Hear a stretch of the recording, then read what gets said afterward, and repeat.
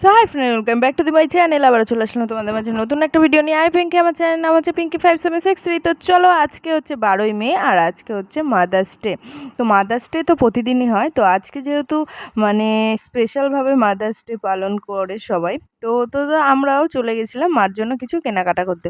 তো কি কেনাকাটা করব সব কিছু ঘুরে ঘুরে ঘুরে ঘুরে কোনোটাই পছন্দ হলো না। তো লাস্ট পর্যন্ত ভিডিওটা দেখতে থাকো, অবশ্যই ভালো লাগবে। ভিডিওটা ভালো লাগলে অবশ্যই লাইক কমেন্ট শেয়ার একটা সাবস্ক্রাইব করে দিয়ে আমার পাশে থেকো।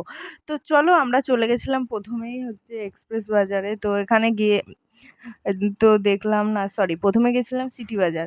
তো ওখানে গেছিলাম। তো মা প্রথমে বলেছিল ব্যাগ আনবি একটা, তো ব্যাগ দেখে পছন্দ হলো না। তো দুই বোন প্রথমে ঘোরাঘুরি ঘোরাঘুরি করলাম। তো ওইখান থেকে কিছু একটা কিনেছি। তো বোন দেখলে বিলটা পকেটে ভরলো। তো তারপর ওইখান থেকে মার জন্য দুটো ব্লাউজ কিনে নিয়েছিলাম, কারণ মা বলেছিল গরমে আমায় দুটো হাতা কাটা ব্লাউজ কিনে দিবি। তো যেটা প্রয়োজনীয় সেটাই কিনেছি। আর তারপর আমরা মিয়ামরে চলে গেছিলাম, আর ওখান থেকে একটা মার জন্য কেক নিয়ে নিয়েছিলাম, ছোট্ট মতো একটা কেক নিয়েছিলাম। তারপর চলে গেছিলাম একটু ফুলের দোকানে। আর ফুলের দোকানে গিয়ে জুঁই ফুলটার দাম শুনেই আমার মাথা মানে মাথায় উঠে গেছিলো। তো যাই হোক, জুঁই ফুল আর না কিনে মার জন্য গোলাপ ফুলই নিয়ে এসেছিলাম। আর এই ফুলগুলো না আমার যে মনে হচ্ছিল সবগুলোই নিয়ে আসি, তো যাই হোক নিয়ে আসিনি। আর দাম শুনে ভয় পেয়ে গেছি।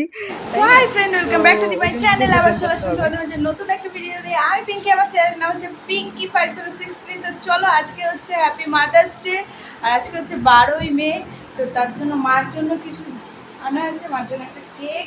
আর মা বলেছে আমাকে কি বললো, হাতা কাটা ব্লাউজ এনে দিস। মার জন্য দুটো হাতা কাটা ব্লাউজ আনা হয়েছে। তো পুরোটাই মা জানে না, সারপ্রাইজ। এখানে সাজানো হচ্ছে, মাকে আসতে বলা হয়েছে। তো আমি আর আমার বোন গেছিলাম কাঁচরাপাড়া, তো সেখান থেকে কিনে এনেছি। তো চলো, মা আসবে। আর ফুলের কাঁটাগুলো লাগছিল, বোন একটু সোজা করে কেটে নিল কাঁচি দিয়ে। তারপর কেকটা বাইরে বের করে দেখো বোন কি সুন্দর ডেকোরেশন করে নিল। খুব সুন্দর, খুব সুন্দর। বোনের হাতের কাজ খুবই ভালো। তো দেখো কত সুন্দর লাগছে, তাই না? তো মারা তো কোনো উপহার চায় না, তুমি যা দেবে তাতেই খুশি হয়। তো সব মাই সমান হয়। তো যাই হোক, এখন দেখো মা চলে আসছে, কিন্তু তাই আমরা লাইটটা অফ করে দিলাম। মা জানেই না। এবার মা ঘরে এন্ট্রি করে দেখবে, মা হতবাক হয়ে যাবে। মা বলছে, হ্যাঁ, কি হলো?